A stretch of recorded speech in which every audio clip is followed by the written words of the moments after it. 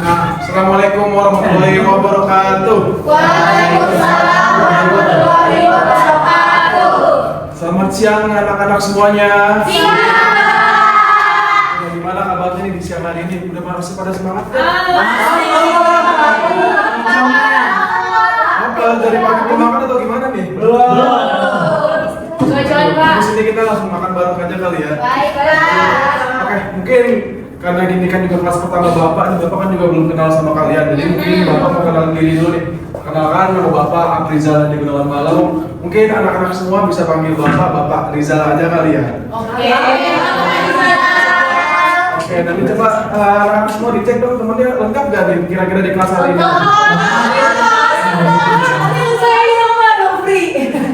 Wah, berarti lengkap nih ya. Oke, mungkin sebelum kita mulai pembelajaran, alangkah baiknya kita berdoa dulu kali supaya dilancarkan pembelajaran kita siang hari ini. Berdoa buat agama kita masing-masing, berdoa dimulai. Doa dihidupkan.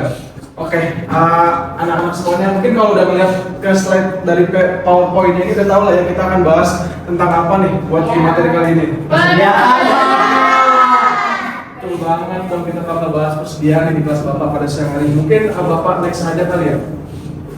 Nah, ini ada beberapa poin yang akan dipelajari oleh anak-anak semuanya. Jadi mungkin yang pertama itu peserta didik diharapkan mampu memahami adanya pengertian persediaan. Kemudian juga peserta didik diharapkan dapat mengidentifikasi jenis-jenis persediaan. Kemudian juga peserta didik dapat membedakan metode pencatatan. Dan yang terakhir itu di mana para peserta didik diharapkan dapat menganalisis pengaruh pada laporan keuangan nih.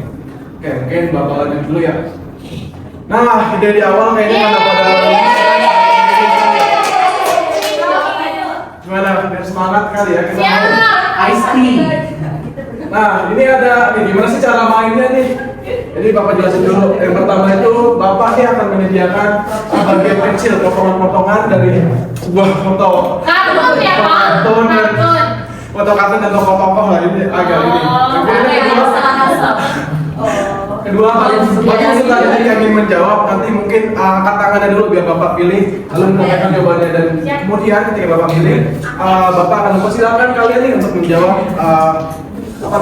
pertanyaannya maksudnya gambar yang ada gitu. Baik, Pak. Oke, kita masuk ke yang pertama ya. Nah nih kira-kira siapa? Boleh nih ya Bapak hitung dulu. Oke, satu.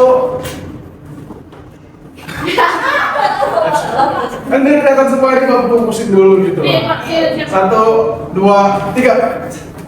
Ibre. Dulu udah pada nonton semua. Jadi jawabannya itu kartu SpongeBob. Emang iya ini SpongeBob? Pas saya sering nonton. Aduh. Oh gitu. Oke, langsung aja nih ya. Dapat dong, nanti kita di akhir aja ya bagi hadiahnya nih. Oke, mungkin langsung ke pertanyaan siapa soal yang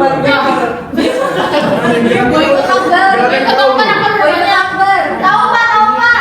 Oke, tunggu ya. Satu, dua, satu. Lu kayak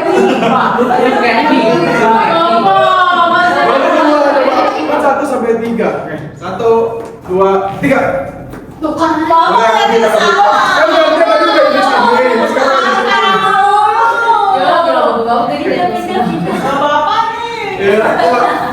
saya. Pindah TV.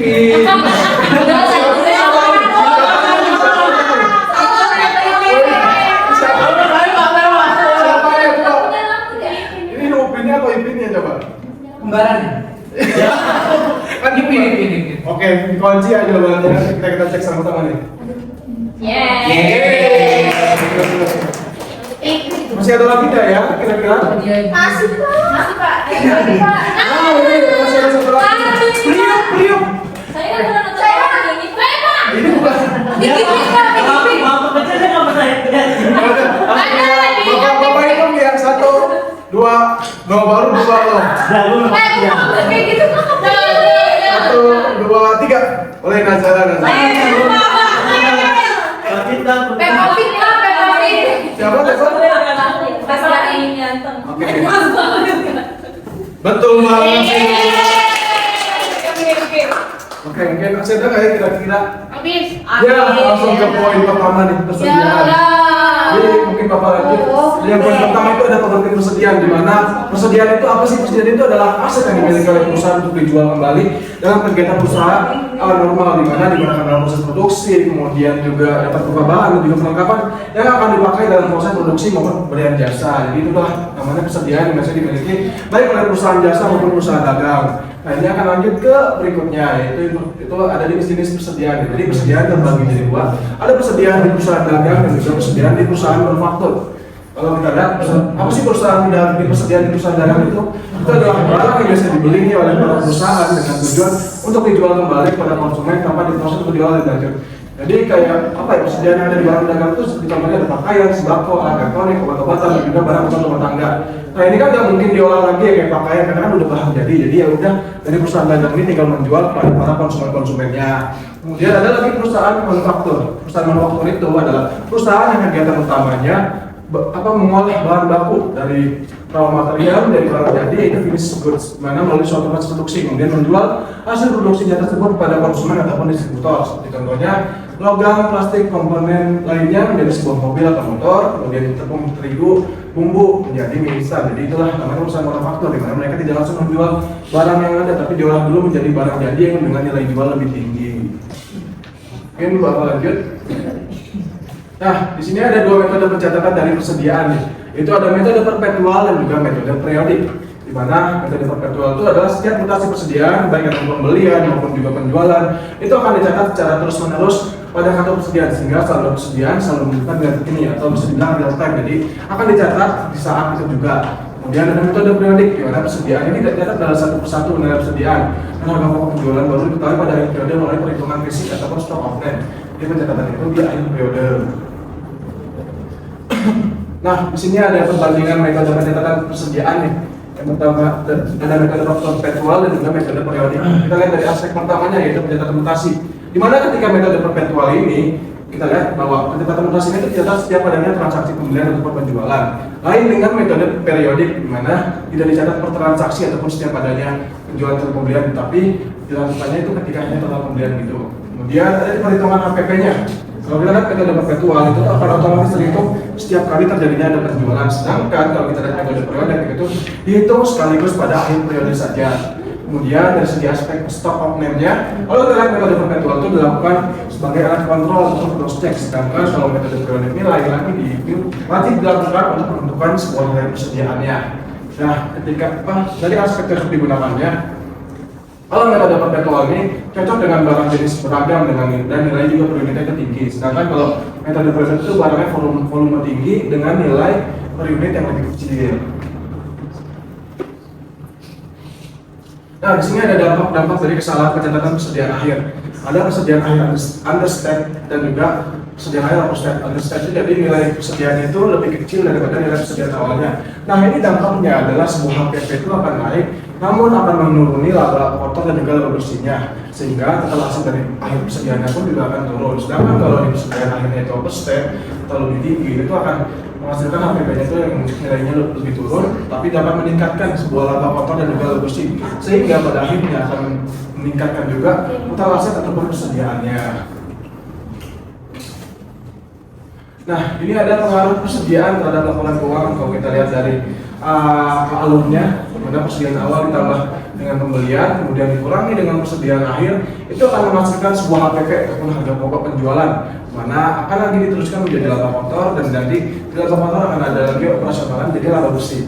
Dapat diartikan bahwa persediaan akhir juga disajikan sebagai bagian dari aset lancar pada laporan posisi keuangan atau neraca, yang artinya itu adanya kekeliruan dalam mencatat nilai persediaan akan berdampak ganda, baik pada laporan laba rugi melalui HPP dan juga labanya, dan juga akan berpengaruh juga pada laporan posisi keuangan melalui adanya nilai total aset yang akan berbeda.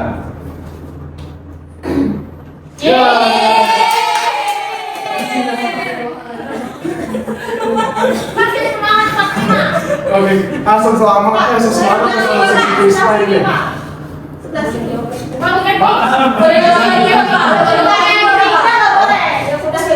Kita gantian dulu lah, kita mulai. Ada request mau ikut ini. Kenapa?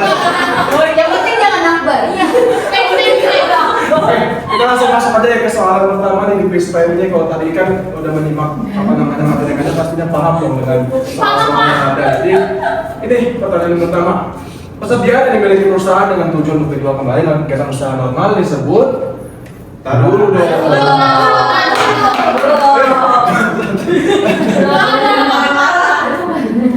Oke, siapa yang mau jawab? Bapak hitung dulu. Aduh, dulu. Bapak hitung aja. 1, 2, aduh, 1, 2, 3. Akbar.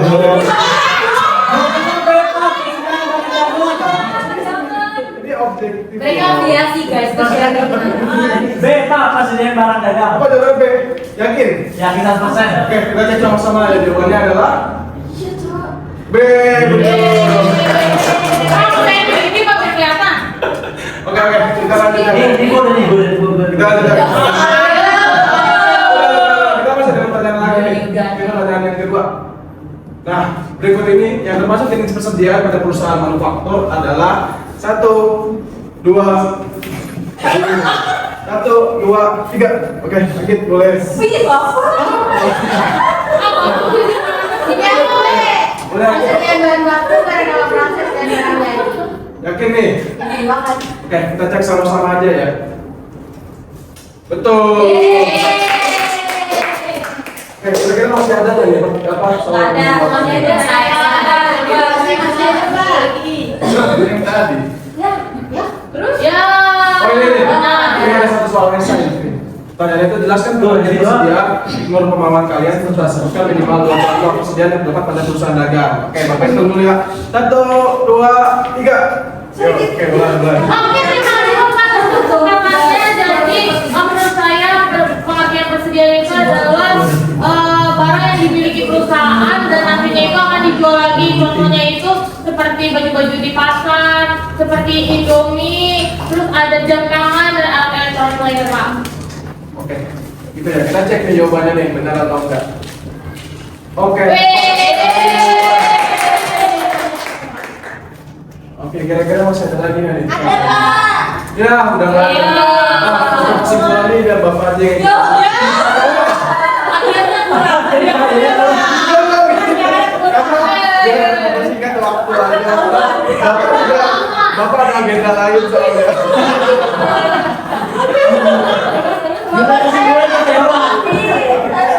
Jadi kesimpulannya persediaan itu menjual aset untuk perusahaan yang mencakup barang siap jual pada perusahaan dagang serta bahan baku, proses segala macam. Kemudian dalam pengelolaannya nih perusahaan itu akan dapat menerapkan metode perpetual untuk mengadakan secara real time. Atau kalau mau dengan metode periodik, di mana itu akan mengandalkan perhitungan pada hari periode. Dan juga tebakan dalam penetapan ini sangat krusial karena penilaian persediaan itu memiliki dampak ganda terhadap laporan keuangan. Kesalahan dalam menentukan nilai persediaan akhir secara usahakan untuk mengakhiri agar pokok penjualan baik pada laporan laba rugi maupun laporan neraca. Ya, dari Bapak waktunya itu udah mepet, jadi mungkin cukup disekiankan. Terima kasih anak-anak semuanya. Ini lah.